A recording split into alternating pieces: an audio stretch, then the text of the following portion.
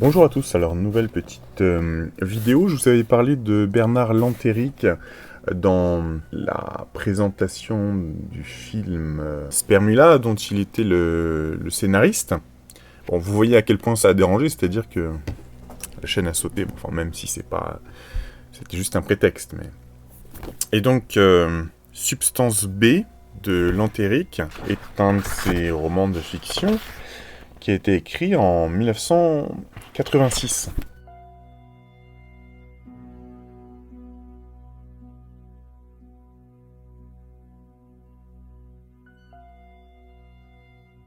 Alors, quel est le quatrième de couverture de ce bouquin? Clara Zellmeyer, jeune biologiste de génie à l'Institut Pasteur, aurait dû se méfier.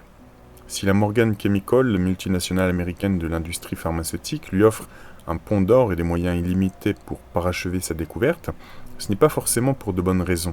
Dès son arrivée à New York, un piège diabolique va se refermer sur elle, inexorablement. Car la substance B, molécule miracle qui lave le cerveau humain de tout stress et de toute angoisse, déchaîne les convoitises.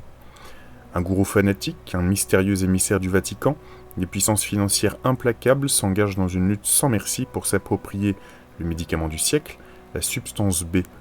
B comme bonheur.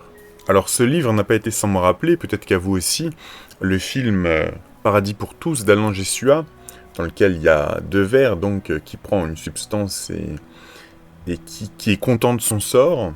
Mais au-delà de ça, il y a des choses, beaucoup de choses dans ce livre qui nous rappellent le modus operandi de la période récente que nous avons vécue, hein, de 2020 à 2022, vous voyez ce que je veux dire.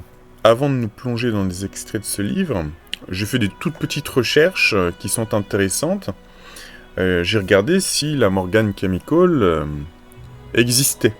Parce que ce qui est toujours étonnant dans ce genre de fiction, c'est que ils ont l'autorisation, ou alors ils prennent l'autorisation de citer des vraies entreprises. À un moment, ils parlent aussi de Sanofi, de d'autres, ou de Roche ou Bayer qui existent. Donc je me suis dit, est-ce que cette entreprise n'existerait pas? Eh bien, si, ce sont pas tout à fait des géants l'industrie, mais j'ai trouvé quand même des résultats. Alors c'est assez étrange parce que on a une Morgan Chemical qui est située, je crois, en Égypte, à Ramadan City, oui. Et alors, figurez-vous, établie en 1986, c'est marqué ici. Alors, c'est très étrange parce que Substance B de Lantéric est sorti en 1986, comme je vous ai dit au début. Alors, est-ce que c'est une petite référence comme ça, sympathique, qui a été faite en créant la société, ou est-ce que c'est plus étrange? Donc ça, c'est un laboratoire, enfin, qui n'est pas extrêmement important, mais quand même, ça a le mérite d'exister. Et on a aussi un Morgan Group. Je ne sais pas du tout s'ils sont en lien... Donc Morgan Chemicals, hein, c'est marqué ici. Je ne sais pas du tout s'ils sont en lien avec JP Morgan, mais c'est un assez gros groupe qui est basé aussi dans les pays musulmans. Où est-ce que j'ai vu ça? Eux, ils sont basés voilà, au Pakistan. Mais ça, c'est un gros groupe pharmaceutique. Et vous voyez, en bas, on voit qu'ils travaillent avec Sanofi Aventis, Novartis et d'autres. Donc, on a bien des Morgan Chemicals qui existent. Donc voilà, je voulais vous dire ça avant de commencer avec les extraits. Aucune substance ne devait quitter le laboratoire. Avant d'être testée sur un échantillonnage, le plus large possible, de volontaires, les molécules nouvelles provenant du service du docteur Zellmeyer étaient soumises à toutes les formes possibles d'administration. La meilleure performance de la molécule s'obtiendrait-elle sous forme d'injection, de gouttes, de comprimés, de gélules, de sprays, de crème ou de cataplasme? L'Institut Pasteur, comme tout laboratoire de haut niveau, ne laissait à personne le soin de déterminer le précieux conditionnement de ces molécules. La substance B, B pour bonheur, une molécule de synthèse révolutionnaire qui n'aurait pas dû voir le jour avant le XXIe siècle sans la conjonction miraculeuse du hasard de la volonté du docteur Zellmeyer. Donc là, vous allez voir qu'on a des éléments qui nous rappellent d'autres choses récentes. Catherine travaillait à l'Institut Pasteur depuis 8 mois, mais elle savait que la substance B était en expérimentation depuis plus de 3 ans. Les tests effectués sur les animaux n'avaient révélé aucun risque d'accoutumance, aucune contre-indication, aucun effet secondaire. La substance B était le meilleur cheval de l'Institut, le remède absolu. Un psychotrope parfait comparable en progrès technologique à la découverte et à la maîtrise de l'atome. La substance B était parfaite. 1 mois de traitement sous substance B l'avait rendu aussi docile qu'un chien, sans diminuer aucune des particularités de sa race, vivacité d'esprit, souplesse musculaire, curiosité, malignité. D'abord par jeu, puis par accoutumance, Alain s'était mué en un remarquable inquisiteur. Il percevait dans son organisme le subtil cheminement des drogues et les altérations qu'elles lui procuraient. Le sentiment d'irréalité, de détachement, après l'absorption de Valium, la somnolence qui engourdissait ses muscles sous Temesta, l'euphorie provoquée par le Tranxène avant le plongeon brutal dans le néant. Donc tout ça, c'est ce qu'il prenait avant. Cette fois, avec la substance B, il n'éprouvait rien. Il remarquait que ses mains ne tremblaient plus. Ses pulsions névrotiques s'estompaient comme un cœur qui retrouve son rythme. Il se sentait pas euphorique, non. Il se sentait lui-même. Lui-même sortant d'un long cauchemar. Les pressions, l'angoisse semblaient avoir disparu. Il avait l'impression de vivre en cet instant en parfaite harmonie avec le reste de l'univers. Il avait lu suffisamment d'ouvrages initiatiques pour être troublé par l'état de grâce dans lequel il baignait. Exister, simplement exister, sans en éprouver la moindre culpabilité, le relevait du miracle. Alors, petite parenthèse, ça me rappelle 2 choses. Donc, je vous ai déjà dit, la substance dans le film Paradis pour tous, d'une part, mais aussi et surtout la substance miracle qui est présentée dans le film Limitless, dont je vous parle depuis longtemps. Une pilule qui a beaucoup de points communs avec cette substance B, qui est vendue, d'ailleurs on voit dans le film, à $800. Et moi je vois ça un petit peu comme un teasing, ce film Limitless, puisque à la suite de ce film, énormément de gens ont cherché sur internet pour voir si cette pilule existait dans la réalité, c'était le NZT48 je crois, et ils ont même fait un site web, un faux site web, la production du film, comme si le produit existait vraiment avec une capture d'email et tout. Enfin, pour moi c'est une façon, pour les laboratoires peut-être, de tester le marché, de tester la pénétration de marché, en faisant passer ça pour une fiction, mais en voyant s'il y a un engouement avant peut-être de se lancer dans des recherches. Et par la suite, on a eu d'autres fictions qui ont parlé de ça, qui ont toujours essayé de tester le marché. Il y a le film Lucie, de Luc Besson, qui est assez similaire.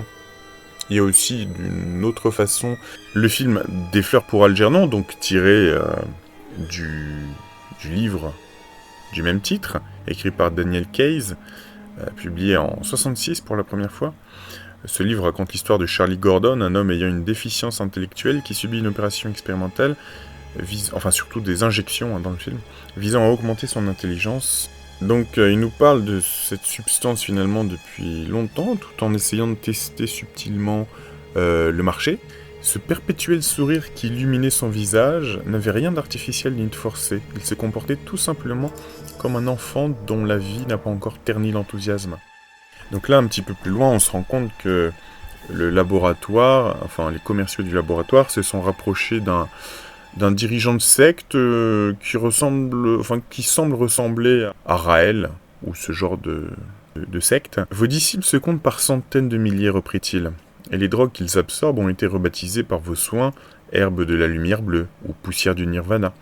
Supposez que mon laboratoire soit à même de vous fournir une nouvelle substance plus puissante que toutes celles connues à ce jour, sans aucune nocivité, et qui rende vos adeptes heureux et dociles à jamais. Oram parut se détendre. Un sourire, mélange de doute et de cupidité, atténua la dureté de ses traits. Une entreprise aussi prospère que la vôtre aurait-elle besoin d'argent ? Bauer comprit qu'il venait de remporter une première victoire. Donc là, on va commencer à aborder certains points communs avec une période récente. On va se rendre compte comment ces laboratoires pharmaceutiques se débarrassent des obstacles administratifs qu'ils considèrent comme des ralentisseurs pour leur progression.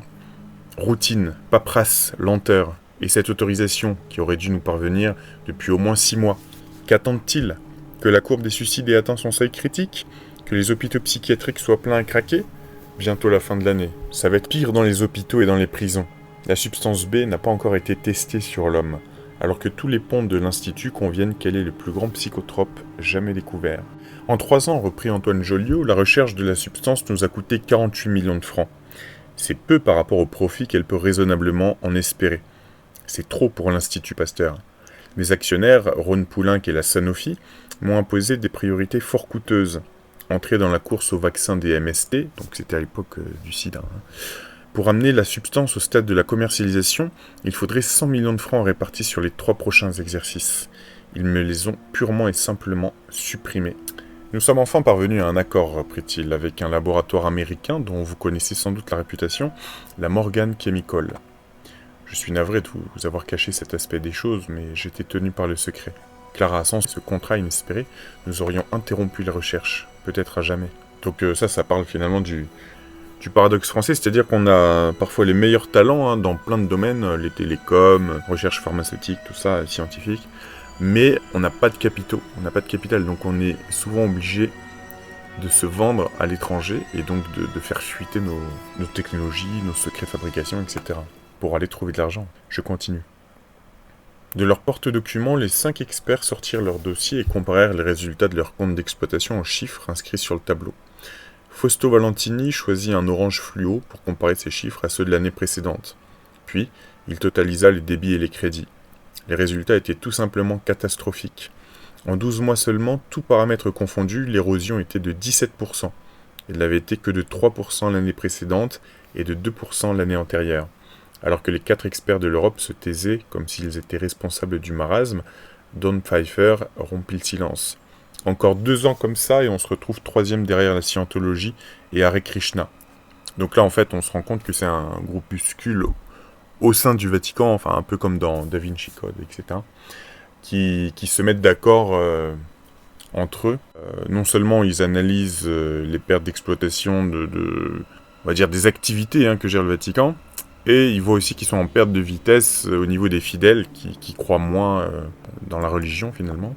Son éminence engagea Don Pfeiffer à s'expliquer. L'Américain feuilleta son compte rendu et s'arrêta sur une page marquée d'un signet. Page 11, annexe 4. Psychotrope. La vente des pilules augmente, la foi diminue. D'Entremont intervint, 5 millions de Français consomment régulièrement des psychotropes. La plupart du temps, les effets secondaires sont relativement bénins. Qu'il s'agisse d'états fébriles, de perte de mémoire, d'irritabilité, d'érosion de la volonté, l'apaisement de la souffrance contrebalance largement ces petites nuisances. Petites nuisances, vous êtes d'un cynisme. Là, on a un passage aussi assez cynique et réaliste, qui correspond toujours au monde 40 ans plus tard. Vous n'avez plus la bonne marchandise pour votre clientèle. De quoi souffrent-elles, ces malheureuses créatures, laminées, privées du moindre espoir de dignité humaine, conformisées, réduites à travailler pour survivre, quel que soit le régime qui les gouverne ? Ça c'est très valable actuellement là. Quel que soit le régime qui les gouverne. Quelles sont les nouvelles plaies d'Égypte ? Elles sont au nombre de 3. La douleur morale, la douleur physique, la peur de vieillir et de mourir. Quand on souffre, ce n'est plus vers le prêtre qu'on se tourne, mais vers le médecin. Fini les affinités électives, le civisme, le patriotisme, le corporatisme, la famille. Ça, je trouve, ça résume bien aussi la période actuelle, là, depuis le Covid. On sent les gens plus... à la fois, parfois plus concernés par l'autre qu'avant, oui, mais aussi plus individualistes. Et on se rend bien compte que quand la crise est globale, que les gens ont peur finalement, parce qu'il y a des guerres, parce qu'il manque de pouvoir d'achat, tout ça, quand ils sont insécurisés, on est beaucoup moins solidaires. Fini les affinités, le civisme, le patriotisme. Et c'est vrai qu'on le voit aussi sur la route, vu comment les gens conduisent. Perdu beaucoup de civisme depuis 10-15 ans. Je continue. D'une poche de sa cape, il sortit une petite boîte blanche qu'il fit glisser vers le prélat. Cette nouvelle molécule entre actuellement dans le dernier cycle de son expérimentation sur les êtres humains. Elle pourrait être prescrite à tous sans risque, pas de dépendance, aucun effet secondaire. Sa fonction, nous rendre parfaitement heureux de notre sort, quel qu'il soit. La Morgan Chemical a emporté le morceau. Des milliards de dollars sont en jeu. La Morgan fournira à la chercheuse autant de sujets humains volontaires qu'il le faudra. La législation américaine le permet. Ça nous rappelle des choses, ça, non ? En moins d'1 an, ce laboratoire appuyé par l'opinion publique pourra obtenir l'autorisation de mise sur le marché. En France, il aurait fallu au moins 5 ans. Ça ne nous rappelle pas des choses, ça ? Merck Sharp & Dove, 4 milliards de dollars de chiffre d'affaires. Morgan Chemical, 3 milliards 200 millions de dollars. Pfizer, 3 milliards de dollars. Hoffmann-La Roche, 1 milliard de dollars. Warner Lambert, 877 millions de dollars. New York, le 11 décembre. Alors, oui, c'est une petite aparté. Est-ce qu'il peut y avoir aussi un peu de programmation prédictive dans ce genre d'ouvrage pour nous prévenir de certaines choses, si c'était des gens relativement renseignés? Déjà, on a le nom de New York et on a le 11. Alors là, c'est décembre, hein, c'est pas septembre, mais vous allez voir qu'il peut y avoir un peu de programmation prédictive. J'ai relevé un autre passage juste après. L'hélicoptère survolait maintenant Brooklyn à moins de 300 mètres d'altitude. Droit devant se dressaient les tours de Manhattan. C'est un peu de programmation prédictive, puisque le cerveau ne peut pas s'empêcher de visualiser une scène. Et c'est très peu probable, même en hélicoptère, qu'on puisse survoler à moins de 300 mètres Manhattan et de voir les tours juste devant.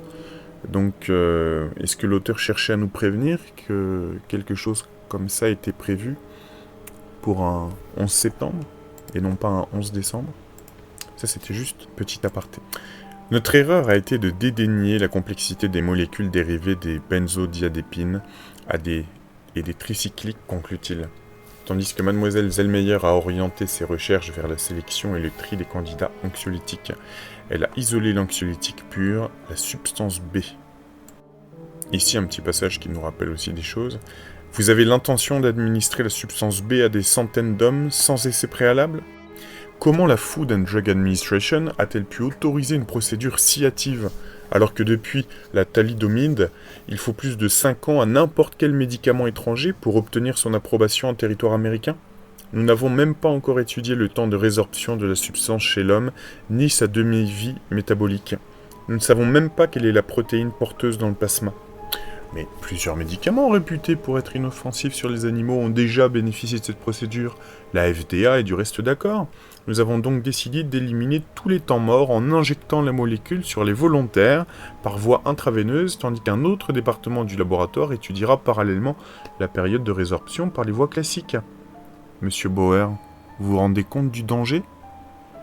La Morgan Chemical a déjà expérimenté plus de 50 000 substances et lancé près de 400 médicaments sur le marché, sans aucun effet secondaire. C'est-à-dire que, petite parenthèse, leur modus operandi, apparemment, c'était déjà il y a 40 ans, de mettre sur le marché de manière accélérée, avant toutes les périodes de tests expérimentaux finis, et de voir sur les gens tout simplement quels sont les effets secondaires une fois que le truc est mis sur le marché, quoi. Je sais pas si les gens se rendent compte de la monstruosité du truc. La procédure que voulait adopter Frank Bauer présentait un risque certain. Aucun contrôle des effets secondaires à moyen terme ne pourrait être effectué avant le lancement du médicament sur le marché. 20 000 bébés monstrueux étaient nés en Allemagne dans les années 60 à la suite d'une négligence similaire dans l'étude de la thalidomide. Seule la ténacité d'un fonctionnaire de la FDA avait empêché un tel drame aux États-Unis. 1 an avant le lancement sur le marché, répondit Bauer. 6 mois avant la diffusion du produit dans les hôpitaux. Mais vous aurez tout le temps d'en apprendre plus sur la substance en phase 4. Clara avait 6 mois devant elle pour rendre la substance B insubmersible. Seulement 6 mois. Paul Boniek haussa les épaules. Tu ne vas pas me les casser parce qu'un macaque est mort, non? Ça peut faire un infarctus, un singe. Eh bien, tu vas inscrire sur ton rapport « mort par arrêt cardiaque ». Et puis tu vas autopsier. Tout baigne. Ça aussi, ça nous rappelle des petites choses, vous savez, marquer des causes qui ne sont pas forcément les causes exactes de décès, tout ça pour cacher certaines choses. Vas-y, c'est pas compliqué, crise cardiaque, et pas de blague, hein. Une semaine auparavant, Dom Pfeiffer avait longuement conversé avec Christopher Milian, chef de service de la FDA. Les renseignements qu'il était parvenu à en tirer le rendaient perplexe. La FDA avait reçu une ferme recommandation du gouvernement, se montrer clémente envers la Morgan Chemical. La Food and Drug Administration, réputée pour sa probité exemplaire, son indépendance totale à l'égard du gouvernement, le Congrès ou même le président des États-Unis réagissait très mal à ce type de pression. Qui donc est intervenu pour que le dossier de la substance B obtienne un tel régime de faveur? Clara comprit que ce que Bauer avait voulu dire en parlant de sujet de premier choix, encore qu'elle haïsse l'expression. Les vétérans avaient appris à cohabiter avec la mort, donc des vétérans militaires. Ils avaient perdu définitivement les valeurs sécurisantes d'une société qui les rejetait. Le ferme avertissement de Clara ne souleva aucune protestation. Elle crut même discerner une forme de respect dans l'expression des hommes qui l'entouraient. Donc là, en fait, ils utilisent des cobayes payés qui sont des vétérans militaires. Nous devons faire vite. Si je vous garantis l'exclusivité de la substance B pendant 1 an, il me faut autre chose que l'accord oral que nous avons conclu à Beverly Hills. Cette drogue est d'une telle pureté qu'elle devrait vous amener à régner sur la plus grande congrégation religieuse du monde. Substance B, substance du bonheur. Et croyez-moi, son effet dépasse tout ce que vous pouvez imaginer. Chez nous, tout est réglé. Le contrat entre la Morgan et le Dr Zellmeyer est signé depuis 2 semaines. Vous prétendez diffuser un produit en cours d'expérimentation sans l'agrément de la FDA ? Exactement, répondit Bauer, mais selon une procédure qui n'enfreint aucune loi. Les 400 millions de dollars parviennent d'un groupe privé qui nous dégage des responsabilités d'usage. Donc là, en fait, c'est quand le PDG s'explique face aux actionnaires du groupe. Puis-je vous demander le nom de ce groupe, demanda Jenny ? Impossible, l'accord que j'ai passé stipule formellement une clause d'anonymat. Alors ici, on a quelque chose d'intéressant qui est aussi un aparté, c'est en dehors de l'autre analyse que je vous fais. Et ça a un rapport avec, vous savez, la propagande subliminale qu'il y avait dans les années 70-80, dans les publicités, surtout américaines, mais pas seulement, les publicités de cigarettes. Je vous en avais montré plein dans une vidéo, je vais essayer de vous en retrouver ici, où on voit comme ça la femme fumer, en fait, comme s'il s'agissait d'un objet de désir, d'un objet sexuel, et il y a des études de psychologues qui aidaient, en fait, ces entreprises à agir sur le subliminal des gens, et qui se sont débrouillés pour subliminalement faire passer, en fait, la cigarette comme étant, on va dire, le sexe de l'homme, et que, en allumant la cigarette, eh bien, cette tension sexuelle est apaisée. Ça, je l'ai déjà lu dans certaines analyses. Et donc, c'est ce que ça nous dit, ce passage. Le manège de Gambaldi avec la cigarette avait fini par la tenter. Elle puisa une Marlboro dans son sac et l'alluma sans attendre son aide. La sensation de trouble sexuel qu'avait fait naître la présence de Guido Rambaldi s'atténua. Clara ferma les yeux, scandalisée. Il n'était pas rare que les patrons de laboratoire finissent par faire passer l'intérêt de leur compagnie avant celui des patients. Mais c'était encore plus grave de la part d'un chercheur. Donc là, on a les premiers effets secondaires, en fait, qui cherchent à cacher de la substance B. Donc les rats du premier bac qui, quelques instants plus tôt, effectuaient paisiblement leur petit bonhomme de chemin, se jetaient maintenant les uns sur les autres. 2 des rats s'entre-déchiraient. Une mâchoire ensanglantée se refermait sur une échine de fourrure grise. L'intensité des couinements troublait le cerveau du biologiste. Alors, ça me rappelle un petit peu quelque chose qui se passe dans la vie courante. C'est, je sais pas si vous avez remarqué chez la plupart des gens, une agressivité accrue au volant déjà dans un premier temps. Alors, j'espère que ce sera pas exponentiel, parce que moi je peux vraiment remarquer que la plupart des gens sont beaucoup plus excités et agressifs qu'il y a quelques années. Est-ce que vous avez fait le même constat aussi ? Je continue, alors là il y a un passage intéressant aussi, parce que rappelez-vous qu'on est en 86, et déjà l'auteur nous prévenait des dangers de la technologie, et c'était quand même très novateur en 86, vous allez voir. Ça me fait penser un petit peu aux technologies qui nous sont montrées dans le film Wall Street, qui date de 87 je crois, dans lequel on nous montre un scanner de poche, une télévision portable, des choses comme ça. Enfermé au 42e étage d'une tour par la faute d'un système électronique, qu'adviendrait-il si un incendie se déclarait dans son propre appartement et que la serrure tombe en panne ? Tout à coup, ces gadgets ne lui apparurent plus comme des jouets merveilleux, mais comme les rouages d'un mécanisme aveugle, imbécile, dont elle était prisonnière. Où était la douceur de vivre ? Son chauffeur l'espionnait. Un hélicoptère l'arrachait chaque matin au toit du Morgan Building pour la déposer sur le toit du laboratoire. Commençait alors la ronde des serrures digitales, des cartes magnétiques et des portes coulissantes.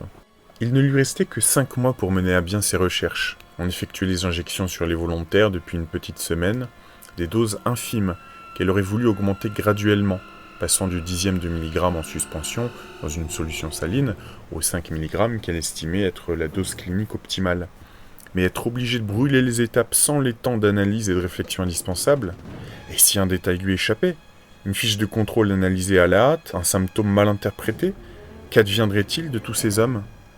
Et là, moi, je peux pas m'empêcher de penser à, bien sûr, aux centaines de millions de gens qu'on a vaccinés comme ça sans en savoir suffisamment sur tous ces vaccins développés à la hâte, et surtout appliqués à tous sans analyser le terrain immunitaire de chacun, les spécificités de chacun. Enfin, c'est de la folie. Qu'adviendrait-il de tous ces hommes s'il y avait quelque chose qui se passait mal, quoi. Enfin, je sais pas.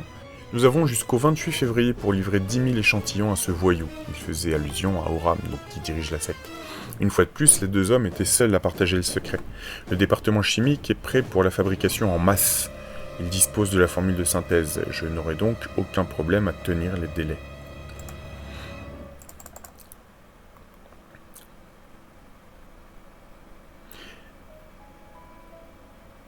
Clara était dans une fureur grandissante. Tant de précautions pour garantir les secrets de la Morgan Chemical et si peu de respect pour les règles élémentaires de protection des sujets d'expérimentation.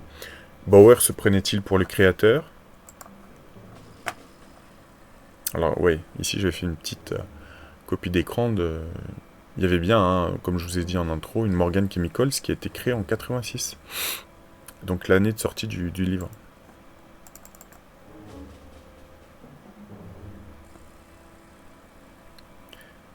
Jimmy, Bauer est ici et je veux lui parler.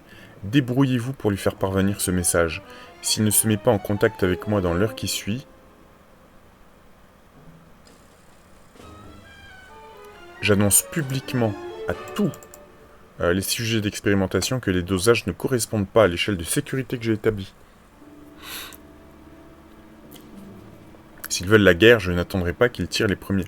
Donc j'ai relevé ça parce que il s'est peut-être passé ça aussi dans les bureaux, dans les couloirs, que ce soit Pfizer, Moderna, etc. Peut-être qu'il y a eu des gens qui avaient des velléités de bien faire leur métier et de ne pas céder au chantage, mais peut-être qu'ils ont été contraints. C'est probable. Comment on fait plier des milliers de personnes pour quelque chose d'aussi monstrueux en faisant signer des accords de confidentialité, en subissant, en leur faisant subir une pression incroyable.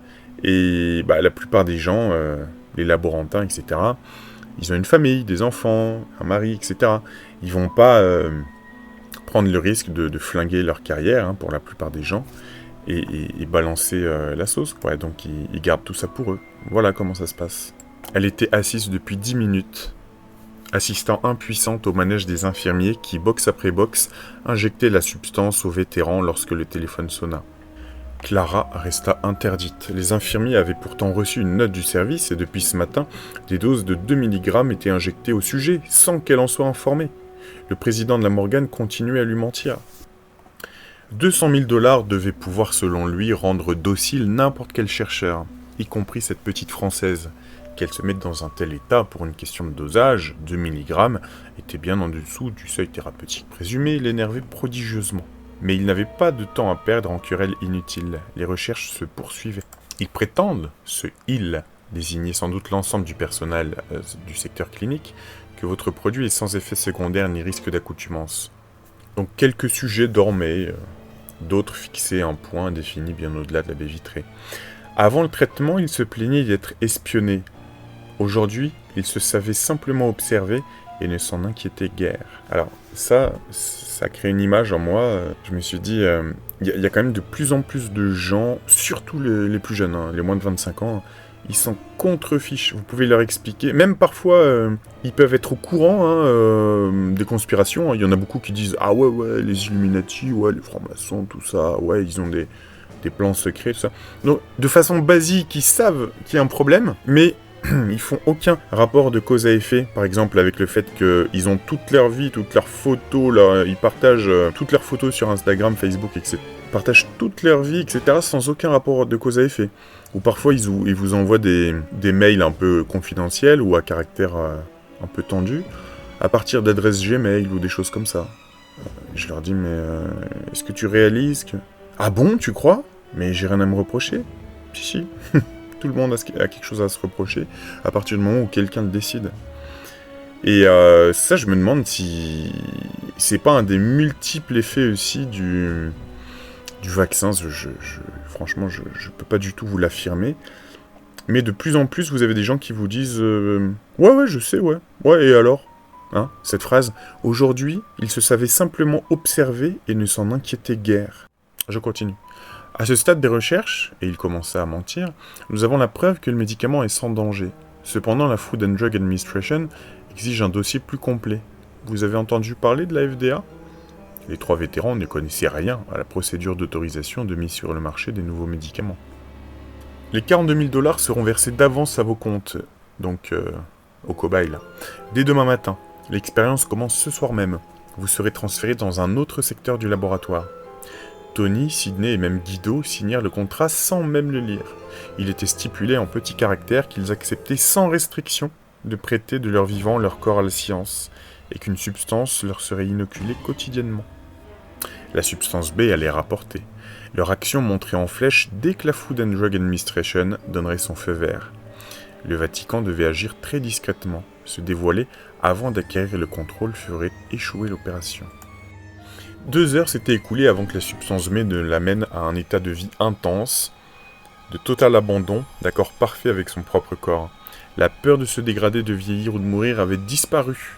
Et cet instant durait, et aucune de ses facultés mentales n'était altérée. Au contraire, toute son énergie se canalisait enfin dans les buts positifs qu'il s'était tracés, sans peur, sans hésitation. Frank Bauer ne l'avait pas trompé. Donc encore une fois, hein, ça rappelle totalement la substance SNT-48 dans le film Limitless. Mais l'expérience est un succès, n'est-ce pas ? Clara a refusé de passer plus vite à des doses trop fortes, alors vous avez pris l'initiative d'accélérer les recherches, derrière son dos. Un sale coup. Et si les choses s'étaient mal passées, on t'aurait probablement fait porter le chapeau. Malgré l'expression chaleureuse du vétéran, Collins ne parvenait toujours pas à sourire.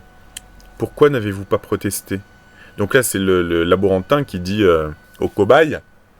En fait, il s'est aperçu qu'il savait les cobayes qu'il y avait anguille sous roche pour des montants aussi élevés. Mais... Et lui-même dit « Pourquoi n'avez-vous pas protesté ?» Il paraissait hilar. Chaque nouvel élément de leur vie était devenu un jeu, même la trahison du neurologue. Donc ça aussi, hein, quelque chose de très étrange. On peut toujours se demander pourquoi les gens n'ont pas plus protesté que ça soit les gens dans les camps de concentration aussi pendant la Deuxième Guerre mondiale, pendant le Covid, pendant plusieurs périodes tendues. Pourquoi n'avez-vous pas protesté ? Et cette phrase-là, chaque nouvel élément de leur vie était devenu un jeu, ça me rappelle un épisode d'une série obscure des années 70 que je vous avais mis il y a longtemps sur ma chaîne, mais qui avait été striké par Lina. C'est une série que commercialise Lina maintenant. Et je vous avais mis cet épisode dans lequel il nous parle, je crois, un petit peu de Pont Saint-Esprit. Et on voit que les gens commencent à devenir hilars, complètement débiles. Ils n'ont plus aucune éducation sur leurs enfants, ils les laissent faire n'importe quoi. Enfin, c'est vraiment le chaos, etc. Mais ça concerne une seule ville en banlieue. Et on se rend compte petit à petit que c'est quelque chose que les Américains ont mis dans le pain et aussi dans le chocolat, je crois. Et qu'en fait, c'était une expérimentation sur une seule ville et voir comment les gens réagiraient. Et les gens étaient totalement hilars, etc. Donc cette série, putain, j'aimerais bien vous retrouver le nom. J'ai retrouvé grâce à GPT, enfin, en fait, je me suis souvenu du titre par élimination. Alors lui, il m'avait quand même suggéré des choses que je ne connaissais pas. Les dossiers de l'agence O, une série télévisée française. Donc en fait, il s'agit bien de Aux frontières du possible. Diffusée entre 71 et 74, cette série télévisée française explore des thèmes de science-fiction, de conspiration et de phénomènes paranormaux, produit par l'ORTF. La série suit les enquêtes d'agents de l'Institut de recherche et de sciences parapsychiques, interprétés par Pierre Vanek et Helga Andersen, qui résolvent des mystères impliquant des avancées scientifiques et des conspirations. Donc GPT a reconnu que parmi les intrigues, il y a effectivement des épisodes où des substances ou des phénomènes étranges affectent les populations. Ce qui correspond à votre description de la substance qui rend la population hilar. Voilà, c'est cette série-là. Vraiment incroyable. Ça y est, je l'ai retrouvé. Cool. Donc, je relis ce passage. Il paraissait hilar. Chaque nouvel élément de leur vie était devenu un jeu. Même la trahison du neurologue. Et donc, un des premiers effets secondaires là, du produit, on s'en rend compte sur les membres de la secte qui ont pris la substance. Et en fait, dès qu'il y a quelque chose de violent qui intervient, eh bien, les gens qui ont pris la substance deviennent fous et complètement violents. Hein. Où que se posa leur regard, il ne leur apparut qu'horreur et désolation. Les corps s'entassaient autour des cases effondrées, les cadavres atrocement mutilés gisaient dans la boue rougie du camp. Il examina plusieurs corps, aucune de leurs blessures n'était franche, ils s'étaient massacrés à coups de pierre, à coups d'ongles, à coups de torches. Certaines gorges portaient des marques de dents. L'horreur fut à son comble. Lorsque, s'approchant d'une silhouette qui lui semblait familière, il reconnut sœur Isima. Son bras n'était que lambeau, etc., etc. Oram eut l'abominable certitude que cette démence collective résultait d'une overdose. Mais dans ce cas, il était plus en danger encore que les autres. En moins de 5 jours, il avait absorbé le contenu d'un flacon et demi, soit 45 gélules. Il pouvait à tout instant devenir aussi fou et meurtrier que les 200 malheureux dont il ne restait plus que ses corps déchiquetés. La Morgane trouverait une solution. La substance B devait receler quelque effet indésirable qu'on allait découvrir. Ces Gugus s'étaient sans doute gavés de pilules sans prendre la moindre précaution. Quant aux victimes, Bauer, donc le PDG, n'en avait vraiment rien à foutre. Que représente la mort de 200 fanatiques comparée à l'intérêt supérieur de la Morgan Chemical? Donc voilà, je n'ai pas encore fini le livre, j'ai quasiment fini. Mais je peux pas vous dire la fin, surtout que si vous avez envie de le lire, je vais pas vous spoiler la fin. Mais j'espère que vous vous êtes rendu compte des liens qu'on peut faire avec une situation sanitaire qui n'est pas si lointaine. Voilà, j'espère que vous aurez appris certaines choses. Je vous dis à très bientôt pour une nouvelle vidéo.